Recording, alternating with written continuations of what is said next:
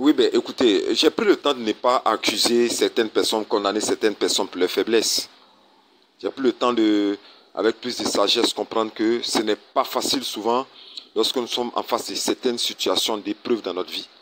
La chose la plus difficile pour le chrétien, c'est un, la foi, mais deux, mettre totalement sa confiance en Dieu. Parce que quelquefois des situations nous arrivent, même tu te poses la question de savoir, est-ce que Dieu existe vraiment? Est-ce que Dieu agit vraiment? Est-ce qu'il est auprès de toi? Il y a des cas qui te font douter. Il y a des cas même qui te font poser certaines questions. Est-ce que les anges existent? Est-ce que la puissance de Dieu est là? Parce que la situation en face de toi, tu as crié à Dieu, tu as levé la voix vers le Seigneur, tu as prié, tu as jeûné, et tu as l'impression que cela n'a pas donné de résultat. Souvent même tu as battu dans le cœur, tu te dis, mais écoutez, tu es découragé, tu te dis, mais ma vie chrétienne là, quel est son sens dans ma marche vitale? Quel est son sens dans ma marche, ma marche de tous les jours dans cette société, auprès de ma génération? Qu'est-ce qui ne va pas? Qu'est-ce qui ne va pas? Tu as l'impression d'être affaibli, tu as l'impression d'être dérouté, tu as l'impression d'être effrayé. Tu ne vois pas l'horizon, rien à l'horizon, rien du tout. Tu lèves les yeux, il n'y a rien. Tu as l'impression d'être dans un vide, un bocal vide, ou si tu veux bien, une boule vide, il n'y a rien. Tu ne vois pas devant, tu n'as pas d'espérance, l'espérance disparaît. Tu prends un coup, tu te dis, mais écoute, est-ce que vraiment le Dieu dont l'Ancien Testament a parlé, l'Éternel Dieu Tout-Puissant, miraculeux Dieu, qui frappe, qui fait sortir l'eau du rocher, qui fait jaillir le feu, ainsi de suite, les démonstrations de la puissance et la puissance de Dieu, est-ce vraiment ce vrai Dieu-là qui est avec moi? Tu te poses ces questions. Mais ce matin, je vais te donner la réponse à tes questions. Parce que déjà, je ne te condamne pas pour ça. Parce que nous avons le côté humain que nous sommes. La chair que nous portons en nous. Souvent, cette chair-là nous contraint à beaucoup de réflexions. Nous contraint à beaucoup de... Souvent même du murmure. Même si on se répand, on demande pardon au Seigneur à la suite. Mais il y a cette pulsion-là qui... humaine. Cette pulsion humaine que Dieu comprend puisque c'est lui qui nous a créés comme chair. Mais nous pousse toujours à la repentance. Lorsque nous doutons de quelque chose, il comprend ce que nous sommes. C'est pour ça qu'il agit souvent sans regarder nos faiblesses, sans regarder nos manquements, ainsi de suite. C'est ce qu'il appelle la grâce. Mais je veux te rassurer ce matin que croire, mettre sa foi, ou bien je dis, croire pleinement à Dieu n'est pas une chose facile. Puisque, ça te demande de naviguer à vue. La navigation à vue, c'est quoi? C'est comme quelqu'un qui te met un bandeau sur les yeux. Ok? Qui te tient la main et qui te dit, allons-y ensemble, marche. La première question humaine que tu as lui poser, c'est, on va où? Où m'envoies-tu? Ça, c'est le réflexe parfait de tout homme. Et la personne qui te tient la main va te dire, ne crains point, n'aie pas peur.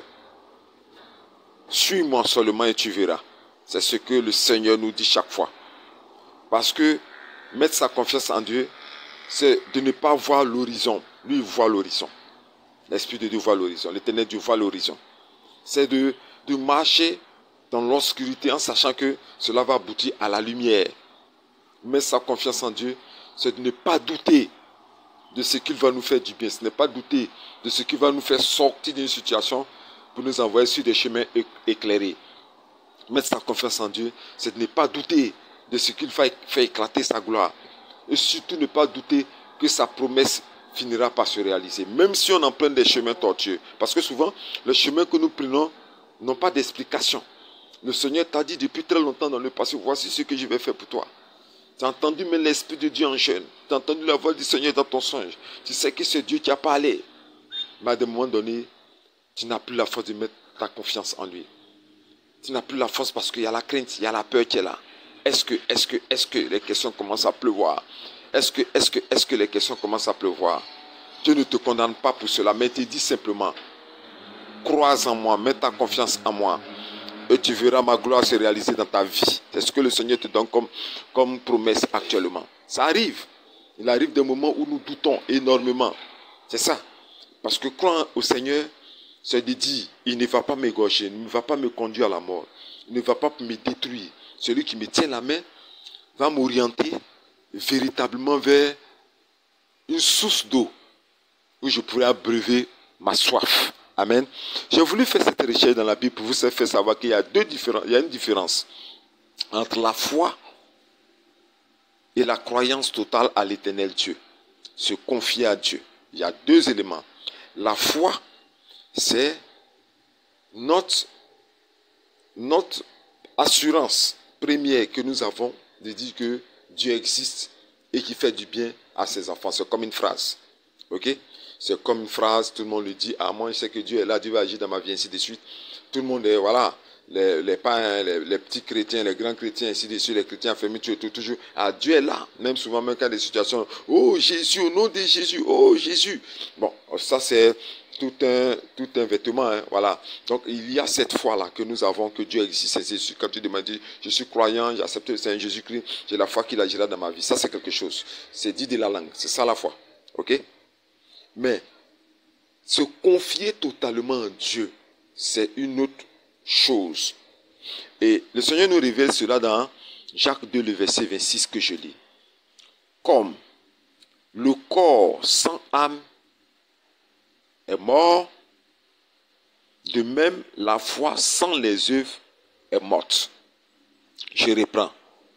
Comme le corps sans âme est mort, de même la foi sans les œuvres est morte. Il y a la foi et il y a les œuvres. C'est les œuvres-là que j'appelle se confier. La confiance totale à l'Éternel. C'est ce qu'on appelle les œuvres. Amen.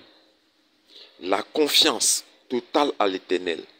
C'est ça que Jacques 2, le verset 26 appelle les œuvres. Tu peux croire, mais si tu n'agis pas de manière aveugle dans ta confiance dans le Seigneur, ça n'aura aucun effet. Et tu as dit, faites des choses à l'aveugle. J'ai dit ça beaucoup à certains de mes enfants spirituels. Avec Dieu, faites des choses à l'aveugle avec lui, en te disant dans ton cœur qu'il ne va pas te faire du mal. C'est ce côté-là qui est très difficile pour certains chrétiens. Ils analysent trop, ils calculent trop, ils discernent trop. Ce sont des scientifiques en Jésus-Christ. Mais attendez, avec le Seigneur, il n'y a pas de scientifique, il n'y a pas de calculateur, il n'y a pas de gestionnaire. C'est simplement à l'aveugle. Je crois en lui, je mets toute ma confiance en lui et je sais qu'il me fera réussir. Je sais qu'au bout de la course, il y aura une victoire éclatante pour moi. Je ne finirai pas malheureux dans ma vie. C'est ça qu'on dit, avancer à l'aveugle avec le Saint-Esprit, avec Jésus-Christ, avec l'Éternel Dieu. Avancer à l'aveugle. Combien de chrétiens sont capables de le faire? Combien de chrétiens sont capables de marcher à l'aveugle avec le Saint-Esprit, sachant qu'il va nous conduire sur des voies droites? On a simplement la foi, mais on n'a pas les œuvres de la foi. Les œuvres de la foi, c'est marcher à l'aveugle avec Jésus-Christ qui nous tient la main, le bon berger. Qui nous tient, qui nous guide. Beaucoup de personnes n'arrivent pas à cela. Ok? Ils ont eux-mêmes leur propre plan. Ils ont eux-mêmes leur propre ultimatum. D'autres même sont en Christ que je connais bien ici en Côte d'Ivoire qui me disaient, si Dieu ne fait pas ça à telle date, s'il ne fait pas, je ne fais pas pour lui. Mais attendez. La sœur en Christ dit, bon, c'est comme elle fait un piège à Dieu. C'est-à-dire qu'elle dit, dans son cœur, et puis elle dit au Seigneur, bon, j'attends que Dieu fasse ça. Dieu me dit de faire quelque chose, mais j'attends qu'il fasse. Tant qu'il ne le fait pas, moi je ne le fais pas. Elle prend le temps de faire ce qu'elle doit faire pour Dieu, attendant l'ultimatum. Moi, ça me fait rire. Dieu ne bénit jamais ces gens des personnes qui travaillent avec l'ultimatum. Jamais ces gens des personnes qui travaillent avec le même propre plan. Avec lui, c'est à l'aveugle. J'ai foi en lui. Je crois en lui. J'ai mis ma confiance en lui. Je sais qu'au bout, il me donnera la victoire. Au bout, il ne restera pas immobile. Il travaillera, il agira pour moi. Parce que je suis son enfant. Voilà ce que Dieu nous demande. Le Seigneur nous demande les œuvres. Les œuvres de la foi. Et les œuvres de la foi, c'est mettre toute sa confiance en l'Éternel Dieu. Dans tout ce que nous faisons. Alléluia. Je veux te rassurer par ce message. Parce que pour mieux confirmer cela, il va nous donner une clé. Une clé. Dans Matthieu 7, le verset 9. C'est fort. Et je lis. Matthieu 7, le verset 9, c'est très fort. Lequel de vous donnera une pierre à son fils, s'il lui demande du pain, ou s'il demande un poisson, lui donnera-t-il un serpent? Si donc, méchant que vous êtes, vous donnez de bonnes choses à vos enfants, l'Éternel Dieu ne donnera-t-il pas meilleur que ça? Et le verset suit par la suite, tu vas voir beaucoup de choses qu'il a dit. Il te rassure à toi. Il te dit, il ne donne jamais de mauvais choix à ses enfants. Il ne fait jamais des promesses vaines. Il ne dit jamais des mots en l'air pour flatter, pour te blaguer, te flatter. Il ne le fait jamais. Quand il dit, il accomplit. Quand tu prépares un plan, pour toi, le plan est parfait dans sa réalisation. Il n'est pas Satan, le méchant, qui organise que ta mort et ta désolation, qui organise que tes lamations et tes pleurs. Satan qui aime voir les fils de Dieu couler des âmes, agoniser dans la douleur. Il se boit du breuvage des mots des enfants de Dieu. C'est pas cela, l'Éternel Dieu. C'est pas ça. Ce verset, il est fort pour toi. Qu'est-ce que tu attends? Pourquoi doutes-tu? Pourquoi as-tu peur? Pourquoi crains-tu? Celui qui te fait la promesse, il est sincère. Il dit d'activer les œuvres de la foi, de croire en lui, de poser des actions, de foncer. Ne regarde pas derrière comme la femme de Lot. Avance avec Dieu. Il y a un horizon meilleur qui t'attend. Il y a des nouvelles meilleures qui t'attendent.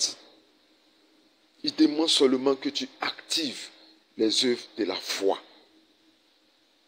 Et si tu n'as pas cette foi, demande-la. De mettre toute ta confiance en lui. De te confier en lui. De te lancer pleinement.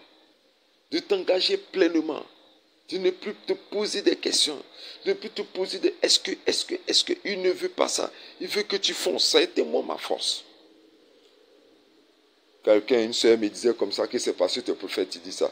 Que tu entends toujours Dieu. Je dis non. Ma force au début, ça a été ça. Si j'ai abandonné le monde, si je n'ai pas décidé de m'aligner selon la croyance occulte de mes parents, les traditionnalistes, et que j'ai vu l'amour sincère de Jésus-Christ, je ne peux pas douter. Je ne peux pas rentrer dans être avec une femme, l'aimer, aller jusqu'au mariage, rentrer dans la vie conjugale avec elle, et c'est là-bas que tu as douté d'elle. C'est pour ça qu'il dit que voici l'époux. L'époux, c'est Jésus-Christ. On ne peut pas douter de lui. Tu ne dois pas douter de lui. Parce qu'il y a une alliance entre lui et toi. Une alliance indéfectible que personne ne peut venir briser, personne ne peut venir rompre. Une alliance forte avec toi. Une alliance perpétuelle pour toi, pour tes enfants. Une alliance aplanie de paix. Même s'il y a des attaques, il y a des petites égratignures, des petits soubresauts, sache que tu ne pourras jamais te vaincre tant que cette alliance ou cette promesse ne se réalise pas. Dis avec moi Amen. Voici ce que Dieu te promet. Il a soif. Jésus a soif de ta confiance.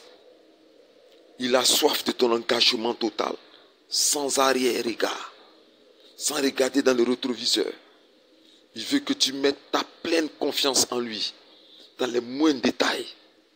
Comme un frère que je bénis le nom du Seigneur, que j'ai trouvé malade. Il m'a dit une parole. Dieu m'a dit qu'il fera ça avec moi. C'est pour cela que cette maladie-là, c'est simplement une sonnette de récréation. Mais je ne mourrai pas parce qu'il n'a pas encore fait ce qu'il m'a dit. Or, lui, il ne peut pas me tuer avant que ça ne se réalise. Ce frère s'est relevé et il sait le Seigneur. C'est ce que Dieu nous demande. Cette confiance totale. Comme une sœur qui disait une fois qu'elle allait célébrer le mariage des uns et des autres. depuis combien d'années, elle ne voit pas son mariage. Mais la jeune l'a appelé, Dieu lui a dit que tu auras un époux qui est ceci, cela. Il lui a décrit l'homme. Que voici le caractère de celui que je vais te donner. La sœur m'a dit, je ne mourrai pas. Parce que je sais que sa parole qui m'a dit finira par se réaliser. Et le mot fort qu'elle a dit, parce que j'ai mis toute ma confiance en lui. Et lui, c'est mon époux, il ne me trahira jamais. Alléluia. C'est ce que le Seigneur te demande. C'est ce que le Seigneur te demande dans ton engagement. Dans ton engagement. Dans ta fidélité. Il te demande simplement. Il n'a pas besoin de ton or. Il n'a pas besoin de ton argent. Il n'a pas besoin de tes richesses. Il n'a pas besoin de tes biens. Ce qu'il demande seulement, mets ta confiance en l'Éternel Dieu. Et tu verras sa gloire se réaliser dans ta vie. C'était l'écrivain Yahou Moïse qui était aujourd'hui là pour vous exhorter, pour vous encourager. Et abonnez-vous pour regarder encore des vidéos. Et puis restons toujours en connexion, partagez, ça va faire beaucoup de personnes. Et promets-moi, en tant qu'homme simple, je ne suis pas Dieu, mais j'ai confiance que tu mettras ta foi en Dieu et que tu marcheras de manière saine. L'écrivain pour frère Yahou Moïse vous dit Shalom.